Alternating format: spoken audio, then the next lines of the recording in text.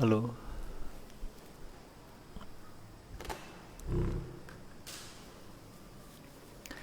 Hello.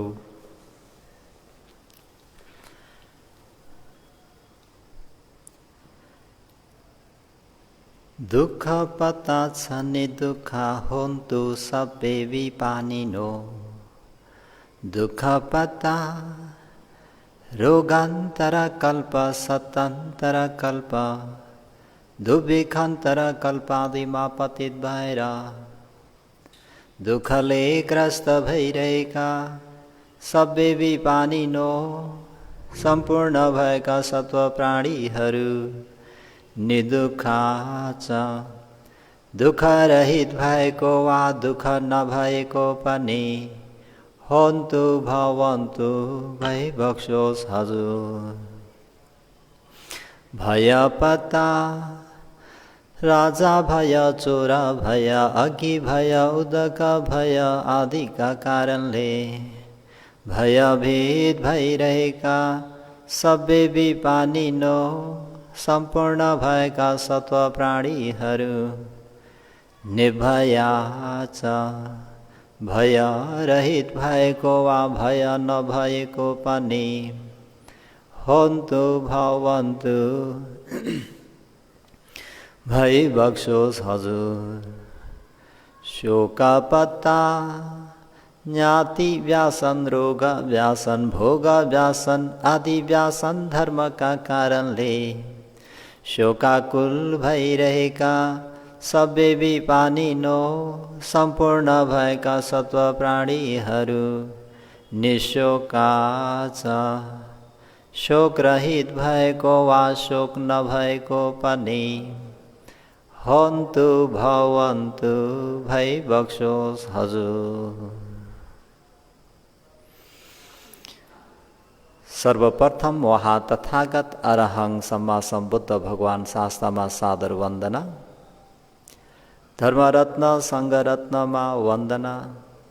शासनका Upadhyay आचार्यदेखि लिएर देखाउने सुनाउने सिकाउने सबै गुरु भन्तेजीहरूलाई यो स्थानबाट नै शिष्यको सादर वन्दना। साथै उहाँहरूको आशीर्वादलाई शिरोधारण गरेर उपस्थित अनागारिका आर्य श्रद्धावान उपासक उपासिका हरूमा दिनानुदिनको मङ्गलमयको शुभ मैत्री कामना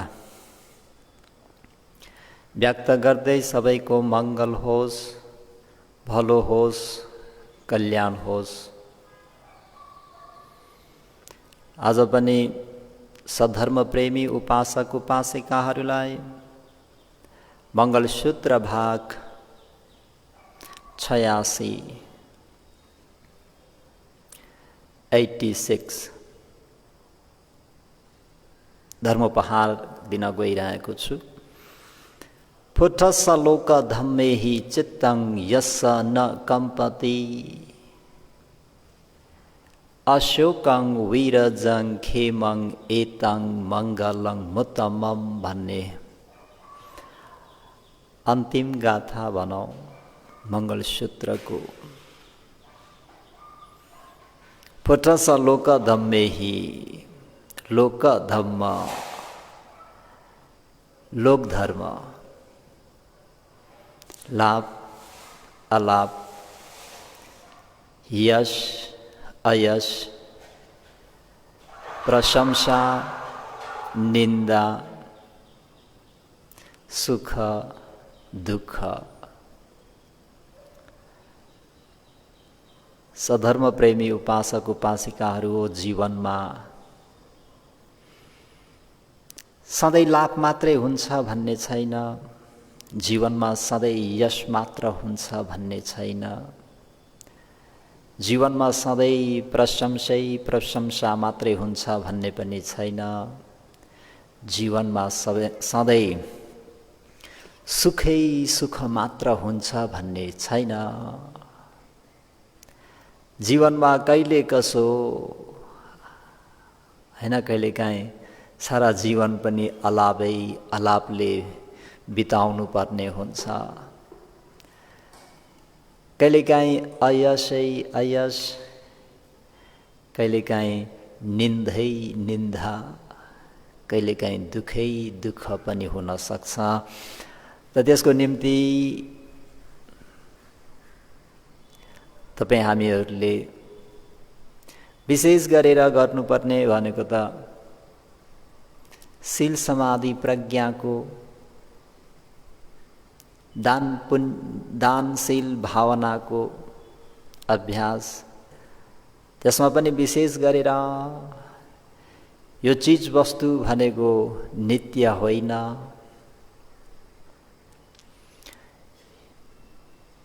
यी चीज वस्तु भनेका दुःखदायी हुन्, यी चीज वस्तुहरू भनेका विपरिणाम स्वभाव धर्महरू हुन्। त्यसमा पनि मलाई प्राप्त भएको लाभ त्यो पनि अनित्य हो, दुःख हो, विपरिणाम धर्म हो।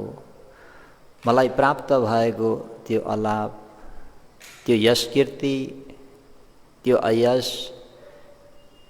त्यो प्रशंसा, यो निन्दा, यो सुख, यो दुःख सबै अनित्य हुन्, दुःख हुन्, अनात्मा हुन् भनेर यसलाई मनन गर्नु नित्यन्त आवश्यक छ। यो कुरालाई यसरी भाविता गर्यौं, मनन गर्यौं, चिन्तन गर्यौं भने हामीमा हुने यो अष्टलोक धर्मले जस्तो अरहन्तहरूलाई त अलिकति पनि उहाँहरूको चित्त विचलित हुँदैन, त हामीहरूको चित्त पनि विचलित नबनाउनको निम्ति हामीहरूले पनि बार बार यी कुरालाई यसरी मनन गर्यौं भने हामीलाई पनि जिउन आउने हुन्छ।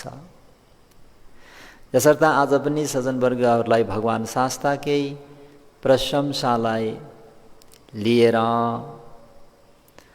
छोटो धर्मोपहार दिन गइरहेको छु।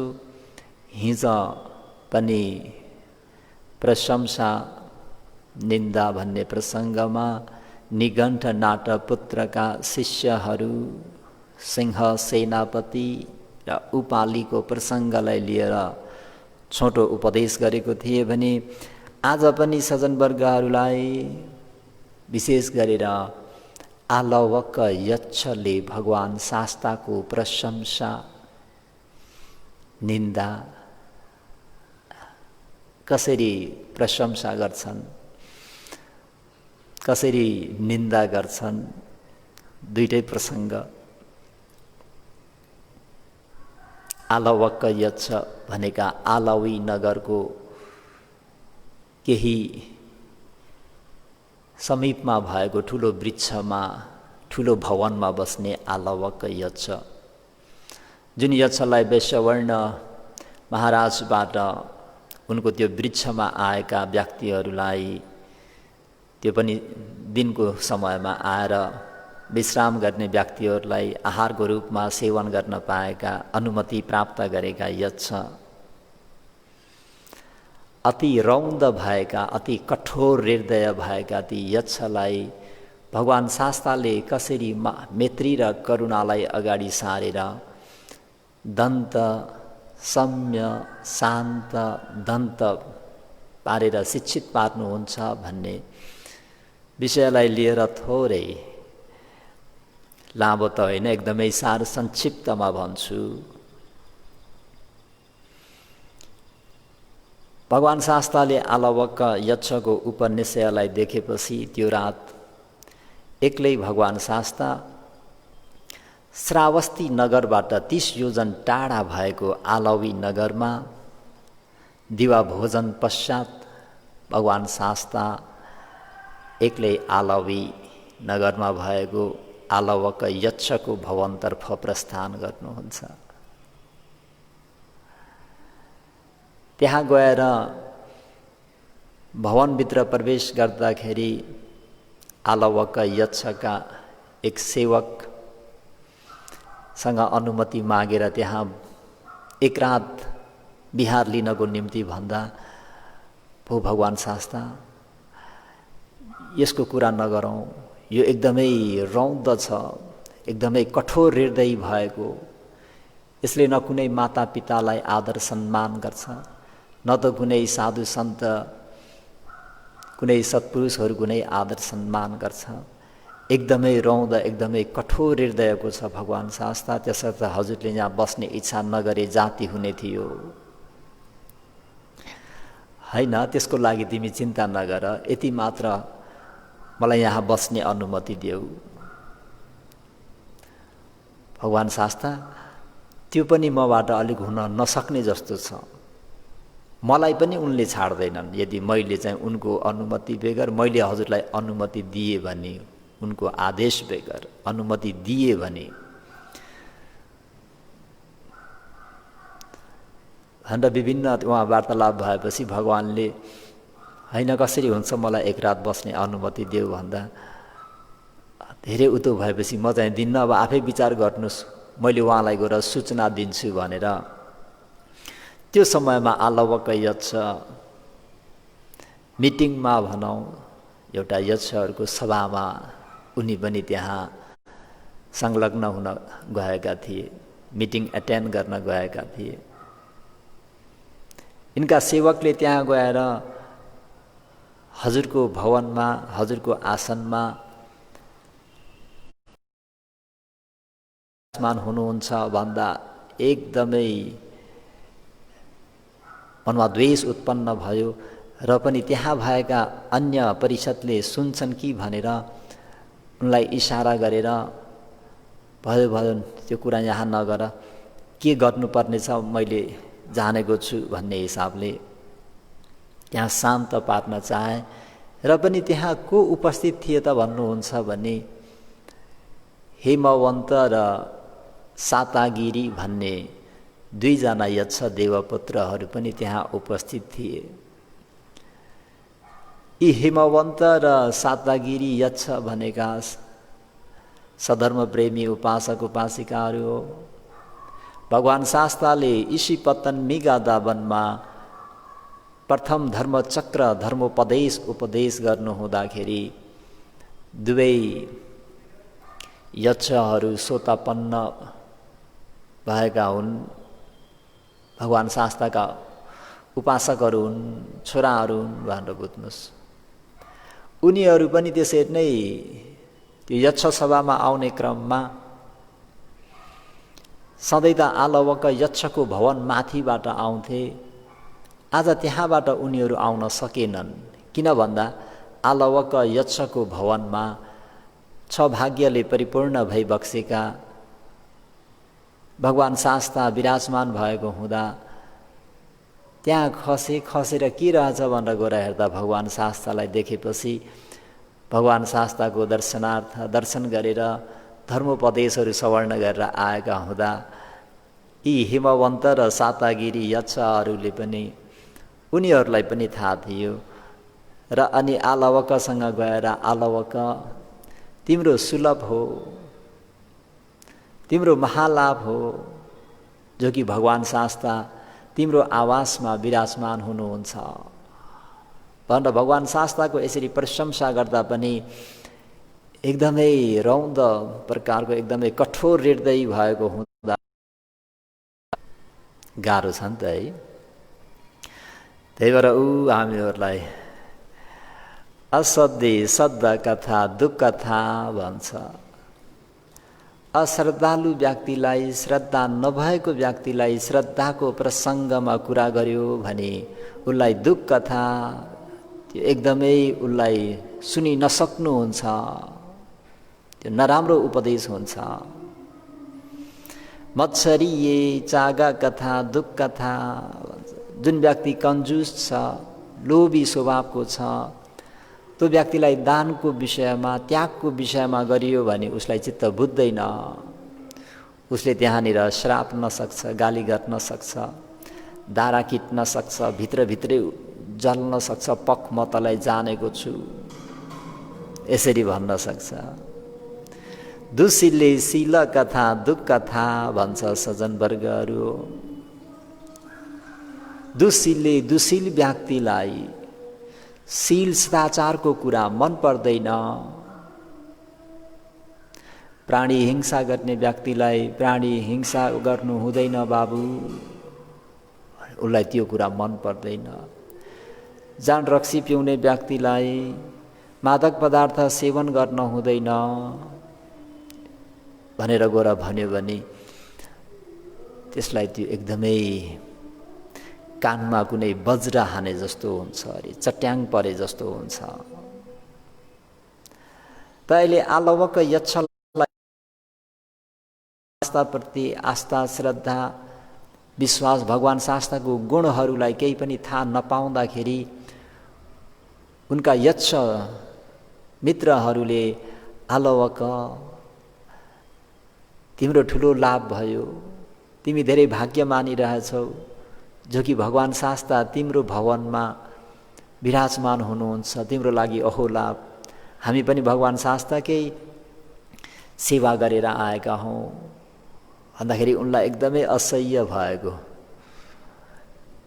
अनि त्यो उनलाई असह्य भएको कुरा यक्ष र सातागिरी र हेमवन्तले बुझिसकेपछि तिमी जस्तो व्यक्तिलाई चित्त नबुझेर के फरक पर्नु छ र, तिमी रिसाएर भगवानलाई के हुनु छ र भनेर उनीहरूले यसरी मुखै फोडेर के तिमी रिसाएर के फरक पर्छ र भगवान शास्त्रलाई भन्दाखेरि एकदमै आवेशमा आए, क्रोधित भएर हेर मैले के गर्छु जानेको छु, मैले के गर्न सक्छु भन्ने कुरा तिमीहरूलाई जत्लाउँछु भनेर त्यही नै एकदमै विशाल रूप धारण गरेर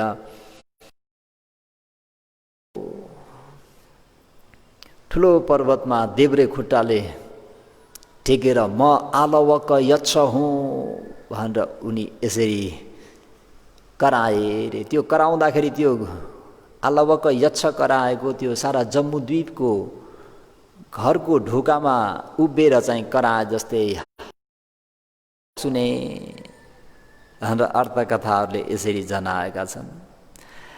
यसरी जोडले कराएको भनेको हामी पाली साहित्यमा चारजनाले चाहिँ सिंह गजरे जस्तै गजरिने शब्द चारवटा छन्।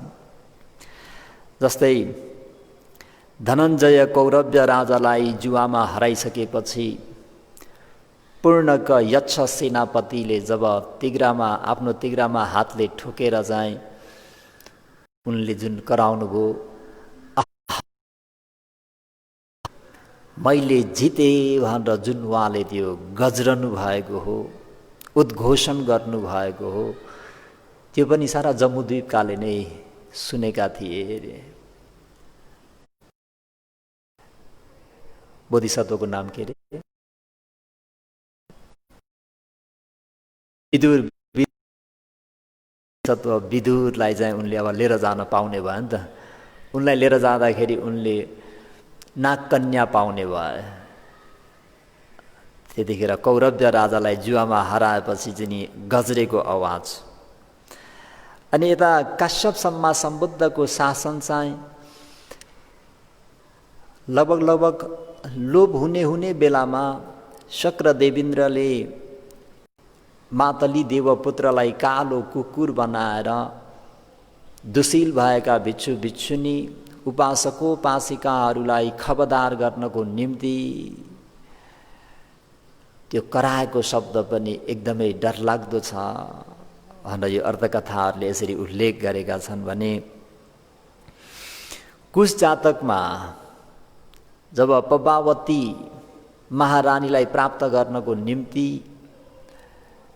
7वटा राज्यका राजाहरू पद्मावतीलाई पराजय गरेर लिएर जानको निम्ति आउँदाखेरि बोधिसत्व कुश महाराज पनि पद्मावतीलाई हात्तीमा राखेर चाहिँ जुन प्रकारले गजरिनु भएको हो, सिंह जस्तो भनौँ न, सिंह स्वरमा गजरिनु भएको त्यो गजरन पनि सारा जम्बूद्वीपकाले सुनेका थिए भनिन्छ। यो तीनटा र अहिले आलवक यक्षले कैलाश पर्वतमा देब्रे पाउँ राखेर चाहिँ जब उनी म आलवक यक्ष हुँ भन्दा कैलाश पर्वत पनि थरथर काँपेको थियो र उनको त्यो आवाज पनि सारा जम्बूद्वीपमा यो गुन्जयमान भएको थियो भनिन्छ। र अनि त्यो राति आएर मैले जानेको छु भनेर भगवान् शास्तालाई राति आएर 9 प्रकारका आयुधहरूले भगवान् शास्तालाई प्रहार गरे भनौँ। पहिला वायुमण्डल उठाइदिए, त्यो वायुमण्डल 1 योजन 2 योजन 3 योजन हुँदै रुखहरूलाई उखेल्दै डरलाग्दो जुन बतास चल्छ नि हैन, हाम्रो पनि पोहोर परार कहिले चलेको थियो नि उता तराईतिर, सबै कतिवटा घरहरू उडायो हैन हुरी बतासले। त्यस्तै श्रवण गौतमलाई पनि यो हुरी बतासमा सबै लटपट पारेर चाहिँ उडाइदिन्छु भनेर उनले जुन त्यो वायु उठाए, वायुमण्डल, आलवी नगरको हात्तीसारको भएको छाना पनि रहेन अरे। र पनि भगवान् शास्ताले अधिष्ठान गरिदिनु भएको थियो यो आलवक यक्षले प्रहार गर्ने यी शस्त्रहरूले केही पनि नहोस्, कसैलाई नोक्सान हानि नहोस् भनेको हुँदाखेरि त्यो वायुमण्डल जब भगवान् शास्ताको समीपमा आउँदाखेरि चिवरलाई पनि हल्ल्याउन सकेन अरे, चिवरको टुप्पो पनि हल्लेन अरे।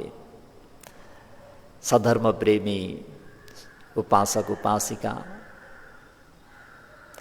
त्यो भगवान् त्यही नै आएर शान्त भयो।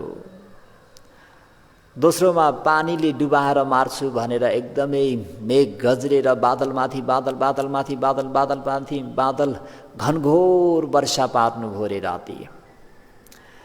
त्यो वर्षाले पनि भगवान् शास्ताको चिवरको टुप्पा पनि भिजेन अरे। भगवान् शास्ता समक्ष आइपुग्दाखेरि हुन चाहिँ त्यो पानी कति परेको थियो त भन्नुहुन्छ भने पृथ्वी पनि पाल पाल परेको थियो अरे, त्यतिसम्म जोडले परेको पानी। खोला नालाहरू सबै बाढी बढेर डरलाग्दै गरी वर्षा गरे। त्यसले पनि भगवान् शास्तालाई केही नभएपछि ढुङ्गाको टुक्रा टुक्राको वर्षा गराए। त्यसले पनि भगवान् शास्ताको अगाडि आउँदाखेरि दिव्य माला, दिव्य फूल भएर खस्छ अरे भगवान् शास्ताको समीपमा। त्यसपछि शस्त्रको वर्षा गरे उनले, एकातिर धार भएको, दुईतिर धार भएको भालाहरू, बाणहरू विभिन्न प्रकार, त्यो पनि सबै भगवान् शास्ताको समीपमा आउँदाखेरि दिव्य पुष्प मालाहरू भइदिए। पाँचौँमा अंगार, आगोको वर्षा गराए। त्यो आगो पनि एक प्रकार रातो प्रकारको फूल, कमलको फूल जस्तो भएर भगवान् शास्ताको समीपमा आएर खस्यो। छैठौँमा खरानी वर्षाए, त्यो पनि बालुवा, हिलो। अन्तिममा मैले चतुरङ्गले युक्त भएको अन्धकारले भयभीत पारिदिन्छु र अन्धकार पारिदिए रे। यसरी अन्धकार पार्दा पनि भगवान् शास्ताको समीपमा आउँदाखेरि भर्खरै सूर्योदय हुँदाखेरि कसरी अरुणोदय भएर उज्यालो हुने हो, भगवान् शास्ताको समीपमा आउँदाखेरि त्यो 4 अङ्गले युक्त अँध्यारो, पानी पनि परेको, रातको समय पनि भएको भन्ने यस्तै उल्लेख गरिरहेका छ। 4वटा अङ्गले युक्त भएको अँध्यारो अनि घनघोर जङ्गल, यस्ता 4वटा अङ्गले युक्त भएको अँध्यारोमा भयभीत पारिदिन्छु भन्दा पनि आलवक यक्षको यो केही पनि लागेन। नलागेपछि आलवक यक्षले आफ्नो दुस्सन्न भन्ने शस्त्र, त्यो शस्त्रले प्रहार गर्छु। लोकमा 4वटा शस्त्र चाहिँ एकदमै उत्कृष्ट शस्त्रहरू बताइएको छ। इन्द्रमा हुने, वैश्यवर्ण महाराजमा हुने, अनि हाम्रो आलवक यक्षमा हुने त्यो शस्त्र चाहिँ दुस्सन्न शस्त्र भन्ने चाहिँ त्यो शस्त्रले यदि पृथ्वीमा छाडिदिनु भयो भने त्यहाँ भएका रुखपातहरू सबै खत्तम भएर, झारपातहरू सबै खत्तम भएर 12 वर्षसम्म त्यहाँ मरुभूमि हुन्छ अरे। यसो बुझ्दाखेरि जापानको हिरोसिमामा एटम बम खसाले जस्तै नि है। हिरोसिमा, नागासाकी, हिरोसिमा, युएसए अमेरिकाले त्यहाँ खसाल्दा जुन मान्छेहरू सबै तहस नहस, त्यहाँ सबै मरुभूमि भएर गयो नि त्यो सहर। त्यस्तै त्यो आयुध चाहिँ कोसँग छ त भन्दा आलवक यक्षसँग अरे। पृथ्वीमा खस्यो भने त्यहाँ भएका रुख बिरुवाहरू सबै सखाप सोत्तर हुन्छन् र 12 वर्षसम्म कुनै पनि त्यहाँ घाँसपात झारपात पनि उम्रिँदैन। त्यस्तो शक्तिशाली आयुध। यदि त्यो समुद्रमा खसाल्दिने हो भने रे, जस्तै तातेको कराईमा एक थोपा पानी खसाल्दाखेरि के हुन्छ, झैँ सुकेर गयो जस्तै। त्यस्तै त्यो आयुध चाहिँ समुद्रमा खसालिदिए भने त्यो समुद्रको पानी सबै सुकेर जान्छ। सुमेरु पर्वतमा खसालिदिए भने सुमेरु पर्वत सबै टुक्रै टुक्रा झिरै झिरा भएर सबै तहस नहस भएर जान्छ है। त यसरी त्यस्तो शक्तिशाली शस्त्र आयुध दुस्सन यस्तै नाम गरेको आयुध चाहिँ उनले भगवान शास्ताप्रति प्रहार गर्दाखेरि भगवान शास्ताको समीपमा आउँदाखेरि त्यो पनि भगवान शास्ताको पाउँदा नि खुट्टा पुस्ने भएर बसिदिन्छ अरे पाउमा। यो दृश्य देख्दाखेरि ओहो, यो त शक्तिशाली पो रहेछ श्रमण गौतम त। अब यसलाई यो कठोर व्यवहारले भएन, अवश्य पनि उनले मैत्रीको भावना गरेका होलान्। अब अर्कै टेक्निकले अर्कै विधिबाट लगाउँछु भगवान शास्तालाई अर्काको भवनमा, अर्काको आसनमा, अर्काको अनुमति बेगर यसरी बस्नु अदिन्न दाना होइन र? यसरी बस्न पाइन्छ मनमोज? उठेर बाहिर जाऊ भन्दाखेरि भगवान शास्ता त्यहाँदेखि जुरुक्क उठेर होस् आओस् हो भनेर भगवान बाहिर निस्किनु भयो अरे। आलवक यक्ष प्रहार गरे, धिक्कार छ भनेर फेरि एकपटकले मात्रै त हुँदैन, यसो अझै परीक्षा गर्नु पर्यो।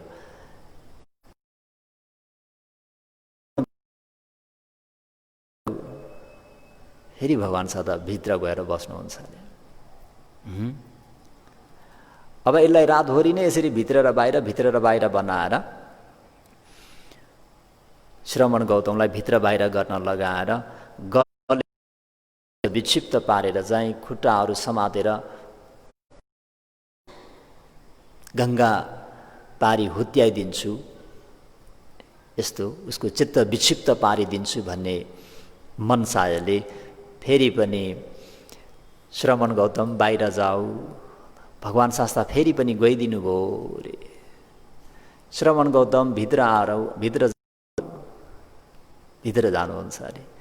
3 पटकसम्म भगवान शास्ता यसरी किन गर्नुभयो त भन्दा बच्चालाई, एउटा बालकलाई सम्य शान्त बनाए जस्तै उनलाई पनि शान्त बनाएर उनको चित्तलाई मृदु कोमल नरम हित भएर धर्मोपदेश गरेर उनलाई शिक्षित, उनको चिरकालसम्म हित हुने गरी सुख हुने गरी त्यसको निम्ति भगवान शास्ता अर्थ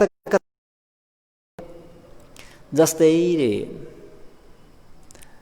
कुनै माले आमाले रोइरहेको बालकले जे भन्छ त्यही नै गरिदिनुहुन्छ वा त्यही गरेर देखाइदिनुहुन्छ। भगवान शास्ताले पनि क्लेशले रोइराखेको रातभरि त्यो होइन द्वेष ईर्ष्या मत्सर्य क्लेशले रोइरहेको त्यो आलवक यक्षलाई त्यस्तै बच्चा सम्झेर आमाले जस्तै दया करुणा मैत्रीलाई अगाडि राखेर चाहिँ आलवकले भित्र जाने बाहिर जाऊ भन्दा बाहिर जाने। आमाले है कति सहनुहुन्छ, त्यो बालकले जे भने पनि त्यो बच्चालाई फकाउनको निम्ति रोइरहेको बालकलाई अथवा खाना खुवाउनको निम्ति आमाहरू के भन्नुहुन्छ होइन, घोडा भइदिन्छन् है, 4 हात पाउँ टेकेर हिँड्छन्, एक्लै गुनगुनाउँछन्, त्यस्तै नि।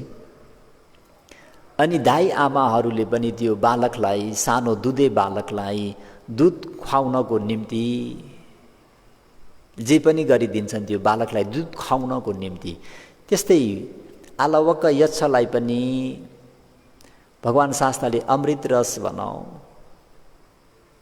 धर्मरूपी रस खुवाउनको निम्ति आलवकले बाहिर जाऊ भन्दा भगवान जुरुक्क उठेर होस आउसो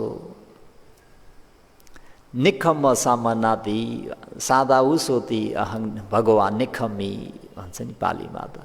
निखम्म सामनाति, ए श्रमण बाहिर निस्क, बाहिर जाऊ भन्दा सादा उसोति भगवान निखम्मी, हस आउसो भनेर निस्किनु आउनु। अनि जस्तै कुनै लौकामा चतुमधु भर्न चाहने पुरुषले पहिला के गर्छ त भन्दा त्यो लौकाको भित्र भएको त्यो गुदीहरू सबै निकालेर बाहिर फालेर अनि त्यो लौकामा चाहिँ चतुमधु रसहरू भरे जस्तै भगवान शास्त्रले पनि आलवक यक्षमा भएका ती द्वेष अग्निहरू, द्वेष फोहोरहरू, क्लेशहरूलाई बाहिर निकालेर त्यहाँ धर्मको रस भरिदिनु, अमृतमय रस भरिदिनको निम्ति यसरी आलवकले 3 पटकसम्म बाहिर जाऊ भित्र आऊ भन्दाखेरि भगवान त्यसरी भित्र बाहिर आइदिनु भएको है। महाकारुणिक भगवान शास्त्रको गुण जति प्रशंसा गरे पनि प्रशंसा गरे पनि आयु सिद्धिएर जाला, तर भगवान शास्त्रको त्यो प्रशंसा गरेर सिद्धिदैन है। त्यही भएर महाकारुणिको ठुलो कारुणा भई बक्सेको। त यसरी 4औं पटकमा चाहिँ आलवक यक्षको अलिकति कुविचार आएको हुँदा भगवान शास्त्रले 4औं पटकमा चाहिँ निस्क भन्दा अब म निस्किन्न, तिमी के गर्न चाहन्छौ गर। भगवानले किन यसरी तिमीले के गर्न चाहन्छौ गर भन्नुभयो त भन्दा भगवान शास्त्रलाई त्यो थाहा थियो कि अब केही पनि उपाय छैन। यिनले आफ्नो मातापिताबाट सुनिराखेका त्यो काश्यप सम्मा सम्बुद्ध भगवानले उपदेश गर्नुभएको त्यो उपदेश चाहिँ प्रश्न गर्छन्। त्यो प्रश्नको जवाब मैले दिएपछि त्यो उपदेशको अन्तमा यिनी शिक्षित हुन्छन्।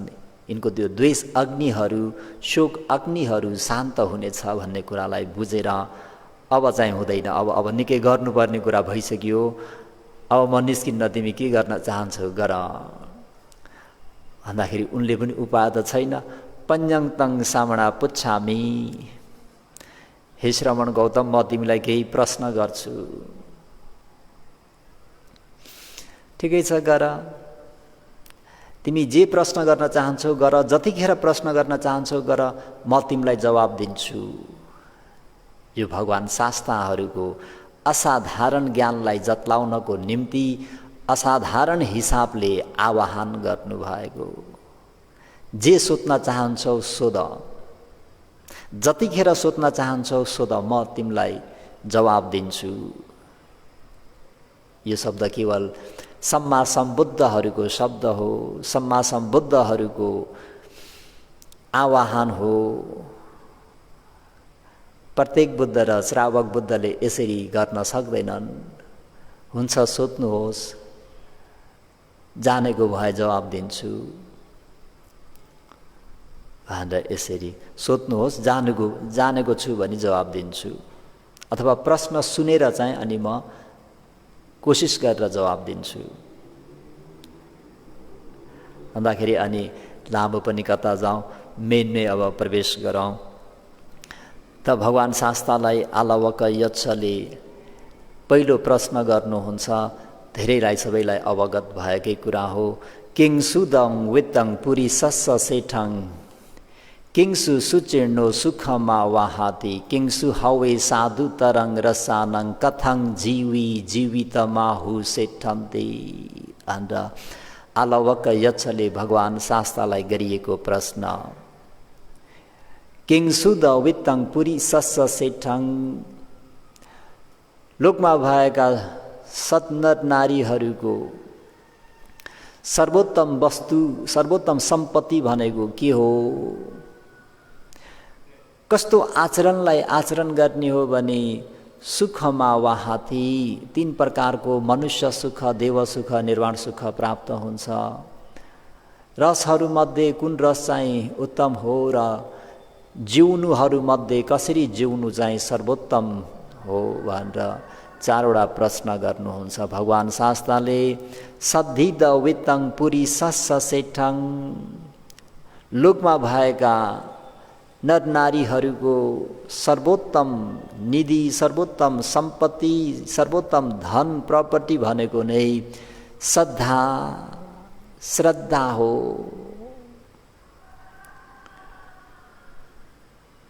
सर्वोत्तम धन श्रद्धा। श्रद्धा छ भने हामी सुपरमार्केट, गोर्खा, भाटभटेनी अथवा हाम्रो यहाँ बराह त्यहाँ ठाउँमा गयौँ भने पैसा छ भने आफूलाई चाहिएको जुनसुकै सारसामान पनि रोजेर छानेर राम्रो राम्रो क्वालिटीको हामी लिन सक्छौँ, गुणात्मक धेरै पनि लिन सक्छौँ र राम्रो पनि रोजेर लिन सक्छौँ। के छ भने सम्पत्ति छ भने, पैसा छ भने। त्यस्तै बुद्ध शासनमा पनि दान रूपी वस्तु, शील रूपी वस्तु, समाधि रूपी वस्तु आदि दानशील भावना त्यो चिज वस्तुलाई पनि जुन व्यक्तिमा श्रद्धा हुन्छ, जुन नर नारीमा श्रद्धा छ त्यसले ती सबै रत्नहरू लिन सक्छन्। कुरा बुझ्नु भएन क्या? श्रद्धा सम्पत्ति छ भने मात्रै दान कार्य हुन्छ। श्रद्धा छ भने मात्रै श्रमणञ्च दर्शनं, श्रमणहरूलाई दर्शन गर्न पाउँदा, उपदेश सुन्दाखेरि मनमा एकदम गदगद हुन्छ। भन्तीजीहरूको सामनेरज्यू अनागरिका आइयज्यूहरूलाई देख्दा वन्दना भनेर बोलिन्छ। श्रद्धा छैन भने मागन्दियाले जस्तै गाली गर्न पनि पुगिन्छ है। भगवान् शास्त्रलाई पनि श्रद्धा नभएका आलवकले के भने यी शस्त्रले प्रहार गरिरहेका छन्। चित्त विक्षिप्त पारिदिन्छु, गङ्गाको पारी पाउमा समातेर हुत्याइदिन्छु। त्यो कठोर हृदय भएका व्यक्तिहरूले कि त्यो नबुझ्दाखेरि त्यही भएर लोकमा यो निन्दा र प्रशंसा भन्ने कुरा त आइ नै रहन्छ। त्यो दुवै अवस्थामा आफ्नो चित्तलाई विचलित नहुने गरी धैर्य धारण गर्न सक्नुपर्छ। जुन व्यक्तिले खन्ती छ, सहन छ, त्यसले विजय प्राप्त गर्छ। होइन र फेरि त्यसको बदलामा प्रतिक्रोध गर्न थाल्यो भने ऊभन्दा पनि झन् ठुलो मूर्ख भइन्छ। भगवान् शास्त्रले पनि आफ्नो रिद्धि प्रयोग गरिदिनु भएको भए आलावका चाहिँ के हुन्थे? रिद्धि मात्रै नभनौँ, उनले उठ बाहिर जाऊ भन्दा पनि नगएको भए उनी अझै कठोर हुन्थे अरे। त्यहाँ त अझ उदाहरण के भनेको छ भन्दा कुकुरलाई पित्त हो कि के सुँगाइदिँदाखेरि बौला जस्तो हुन्छ अरे क्या, झन् खुनखार भएर आउँछ अरे। त्यस्तै आलवक यक्षको पनि त्यति पहिलो 3 पटकसम्म चाहिँ भगवान् शास्त्रले त्यो वचन नसुनिदिनु भइदिएको भए त्यो अझै क्रोधित भएर झन् के गर्न पुग्थे। त्यसर्थ लोकधर्महरूको राम्ररी सामना गर्नुपर्छ। त लोकमा भएका नर नारीहरूको सर्वोत्तम निधि, सर्वोत्तम सम्पत्ति, सर्वोत्तम धन भनेको नै श्रद्धा। श्रद्धा छ भने मात्रै दान पुण्य हुन्छ, शील पुण्य हुन्छ, भावना पुण्य हुन्छ, परोपकार हुन्छ, हरेक कुरा हुन्छ। श्रद्धा छ भने दिउँसो पनि भनिन्न, राति पनि भनिन्न, झरी पनि भनिन्न, घाम पनि भनिन्न, आफूले नखाएर भए पनि आफ्ना हितैषीहरूलाई दिइन्छ। श्रद्धा छैन भने बरु आफूमा भएको त्यो चिज वस्तुहरू सडेर गलेर जाओस् तर अर्कालाई हामीले मद्दत गरिँदैन, अर्काको कल्याण हुने काम गरिँदैन। किन? श्रद्धा त छैन, मनमा दुर्भावना छ, द्वेष भावना छ, मनमा एकदमै ईर्ष्या छ, मनमा जलन छ, डाहा छ भने साधुकार गर्न सकिँदैन, अनुमोदन पनि गर्न सकिँदैन। स्वयं आफैले गएर अर्कालाई सहयोग गर्नु, मद्दत गर्नु त परे राख्नुहोस्। त्यो दुखीहरूले त्यो दुःख पाइरहेको व्यक्तिले कुनै व्यक्तिले चाहिँ सहयोग गर्यो भने पनि हामीले त्यहाँ त्यसलाई शाबासी दिन सक्दैनौँ। कस्तो व्यक्तिले भन्दा जुन व्यक्तिमा त्यो राम्रो चित्त वृद्धि छैन। नराम्रो चित्त वृद्धि भएको व्यक्तिले त्यो अर्काले राम्रो गरेकोमा पनि साधुकार अनुमोदन गर्न सक्दैन। त्यही भएर के चाहिन्छ त भन्दा अहिले भगवान् शास्त्रले सर्वोत्तम सम्पत्ति भनेको नै सद्भिदवित्तं श्रद्धा हो। सद्भिदवित्तं पुरिसस्य सेठं धम्मो सुचिर्णो सुखमा वाहाति। 10 कुशल धर्मलाई राम्ररी आचरण गर्ने हो भने सुखमा 3 प्रकारको देव सुख, मनुष्य सुख, निर्वाण सुखलाई आवाहति प्राप्त हुन्छ। है 10 कुशल धर्मलाई, 10 अकुशललाई बुझ्नुपर्छ। 10 कुशल धर्मलाई बुझ्नको निम्ति हजुरहरू सबैलाई अवगतै छ। त त्यो शुद्ध 10 कुशल धर्मको आचरण गर्ने भने देव, मनुष्य, निर्वाण सुख प्राप्त हुन्छ। धम्मो सुचिर्णो सुखमा वाहाति सच्चङ हवे साधु तरङ रसानङ। साधु तरङ रसानङ अति उत्तम भएको रस भनेको नै सच्चङ सत्य रस। वची सत्य भनौँ, वचनबाट सत्य, वचन बोल्नु नै के हो। रसहरूमध्ये सर्वोत्तम रस कथङ जीवी भन्दा चाहिँ पन्या जीवी, प्रज्ञायुक्त भएर जिउनु नै सर्वोत्तम यसै जिउनु हो भनेर भगवान्ले आलवकका ती प्रश्नको उत्तर जवाब दिएपछि आलवकलाई भगवान्ले यदि तिमी चाहन्छौ भने अन्य कुनै श्रमण ब्राह्मणहरूलाई पनि तिमीले यस विषयमा गएर सोध्न सक्छौ भन्दाखेरि त्यहाँ आलवक यक्षले भगवान् शास्ताको कसरी प्रशंसा गर्नुहुन्छ प्रसङ्ग चाहिँ यहाँनिर ल्याउन चाहेको। त्यही भएर बिचमा त्यो के प्रश्न गर्नुभयो, कसो गर्नुभयो भन्ने कुरा त्यो फेरि कुनै समयमा स्वास्थ्यले स्वाद दियो र कर्मले पनि साथ दियो भने फेरि त्यस विषयमा पनि सुन्ने सुनाउने गरौँला। अहिले चाहिँ भगवान् शास्त्रलाई पहिला कसरी निन्दा गरे, कसरी प्रहार गरे र जब उनले धर्म बुझे त कसरी भगवान् शास्त्रको प्रशंसा गर्छन् त भन्दाखेरि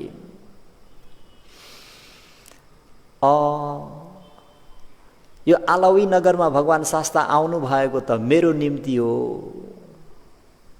आलवी नगरमा आउनु भएको भगवान् शास्त्र मेरो निम्ति आउनु भएको रहेछ। मेरो हितको निम्ति, मेरो सुखको निम्ति, मेरो कल्याणको निम्ति, मेरो दुःख मुक्तिको निम्ति भगवान् शास्त्रले महाकरुणालाई अगाडि सारेर आइबक्सेको रहेछ।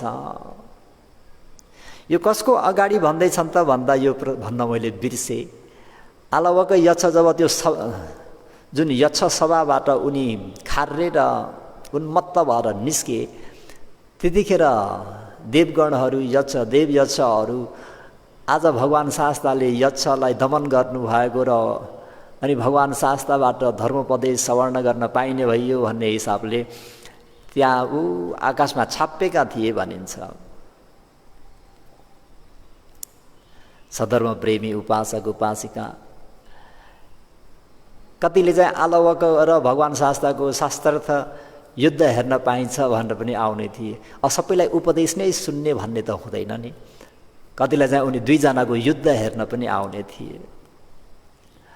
विभिन्न प्रकारका परिषद भनेको विभिन्न आफ्नो मनसायले आएका हुन्छन्। कोही यसो गई हेराउन, कोही बुझी हेराउन के भन्ने रहेछन् आदि इत्यादि, कसरी के हुने रहेछ भनेर अश्रद्धा हुने चाहिँ धर्मोपदेश पनि सवर्ण गर्न पाइन्छ भन्दाखेरि अघि ती आलवकका ती हरेक प्रश्नहरूको जवाब ती उपदेशहरू सुन्न पाउँदा सबै गदगद भएका छन्।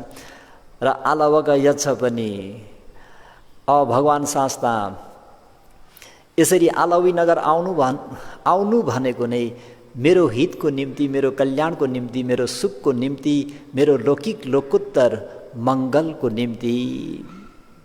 सोहङ अज पजानामि यथा दिन्नङ महाफलम। भगवान् शास्त्र आज मलाई स्पष्ट रूपमा थाहा भयो, मैले बुझेँ, मैले जाने लिए। सो अहं यथा दिन्नङ महाफलम, जहाँ दान गर्दाखेरि महान फल प्राप्त हुने हो भन्नुको तात्पर्य यो शब्दबाट चाहिँ उनले मैले मार्ग ज्ञान फल ज्ञान सोतापत्ति फल ज्ञान प्राप्त गरे भनेर पनि भगवान शास्त्रलाई निवेदन गर्नुभएको। सो अहं विचरिसामि गाम गामं पुरा पुरं नमस्समान सद्धम्मं धम्म सच्च सुधम्म तन्ते। भगवान शास्त्रको यसरी प्रशंसा गर्नुहुन्छ। सो अहं त्यो म विचरिसामि विचरण गर्छु कहाँ भन्दा देवसभाहरूमा देवहरूको गाउँ गाउँमा नगर नगरमा जहाँ जहाँ म विचरण गर्छु त्यहाँ म त्रिरत्नकै गुणगान गाउँछु भनौँ। धम्म सच सुधम्म तान्ति सुधर्म भन्ने यो अति उत्तम भएको धर्मलाई नमस्कार गरेर यही धर्मकै गुणगान गरेर भगवान शास्त्रकै गुणगान गाएर म विचरण गर्नेछु। भगवान शास्त्र यो सन्देश म सबैलाई दिनेछु भनेर अक्षरीय वतङ भो अक्षरीय वतङ भो भो भगवान शास्त्र आश्चर्य भो बडा अद्भुत भो भगवान शास्त्र कहिले नभएको घटना भयो नि त। उक्कु जित्तङ वा निक्कु जेय उल्टो परेको चिजलाई सुल्टो पारिदिँदा पटी छन्नङ वा विवरीय ढाकेर छोपेर राखेको चिजलाई उघारेर जतलाई दिँदाखेरि मूल सव मग्गङ अचिखेय मूल मार्ग राजमार्ग सोझै निर्वाणगामी हुने लौकिक लोकोत्तर मङ्गलले युक्त भएको त्यो मार्ग पथ प्रदर्शन गरिदिँदा अन्धकारी वा तेलङ पज्योतङ धारेय अन्धकारमा दियो बत्ती राखिदिँदा त्यहाँ भएका चिज वस्तुहरू देखे जस्तै भगवान शास्त्रले पनि मलाई अनेक प्रकारले धर्म प्रकाश गरिदिनु भयो। आजबाट म त्रिरत्नको शरणमा गएको उपासक भनेर धारण गर्नुहोस्। यो के हो त भन्दाखेरि आलवक यक्षले भगवान शास्त्रको प्रशंसा गरेकै शब्द हो।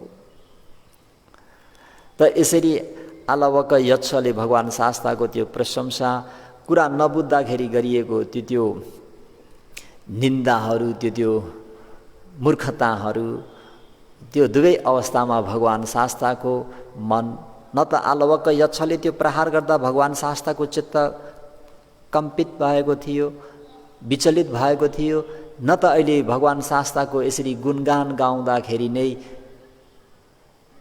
विचलित भएको थियो। दुवै अवस्थामा निन्दा प्रशंसा दुवै अवस्थामा नै भगवान शास्त्र शान्त भएर आफूले गर्नुपर्ने जुन प्राणीहरूप्रति मैत्री करुणा कसरी प्राणीहरूलाई लौकिक मङ्गलले सम्पन्न हुन्छन् कसरी लोकोत्तर मङ्गलले परिपूर्ण हुन्छन् भन्ने एकमात्र लक्ष्य राखेर आफूले गर्नुपर्ने कर्तव्य कसैले निन्दा गरे भनेर पनि आफ्नो कर्तव्य छाड्नु भएन प्रशंसा गरे भनेर पनि आफ्नो त्यो चित्तलाई अलिकता पनि हल्लिन दिनु भएन।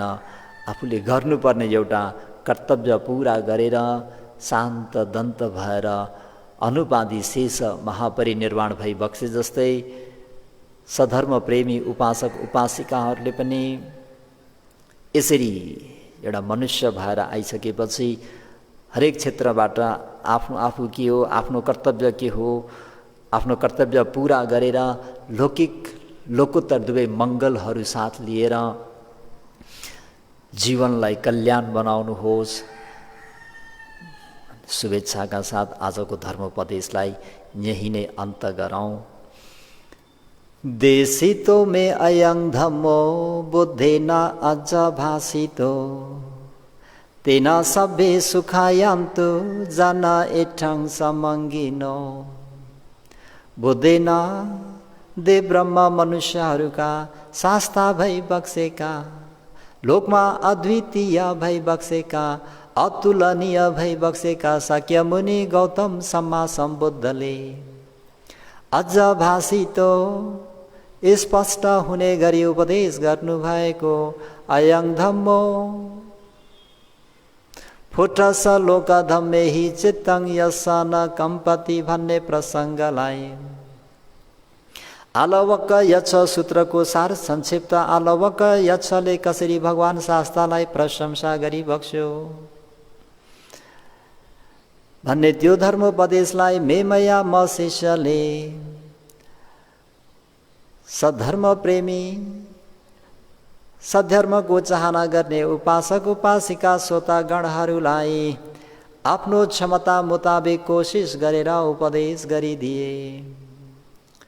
तेन यसरी धम्म दान धम्म देशना धम्म सवर्ण धम्म पूजाबाट प्राप्त भएको कुशल पुण्य चेतनाका प्रभावपूर्ण कारणले सबै लोकमा भएका सम्पूर्ण प्राणीहरू लगायत ते तुम्हाकं धर्मलाई राम्ररी आदर गौरव गरेर सवर्ण गर्नुहुने श्रोतागणहरू सबैले इठ्ठङ सम्मङ्गिनो आफूले इच्छा गरेका प्रार्थना गरेका अनेक इष्ट मङ्गलहरूले परिपूर्ण भई सुखायान्तु आजको दिनबाट लिएर निर्वाणलाई साक्षात्कार नगरुन्जेलसम्म शारीरिक मानसिक सुखानन्दले परिपूर्ण होस्। साधु साधु साधु।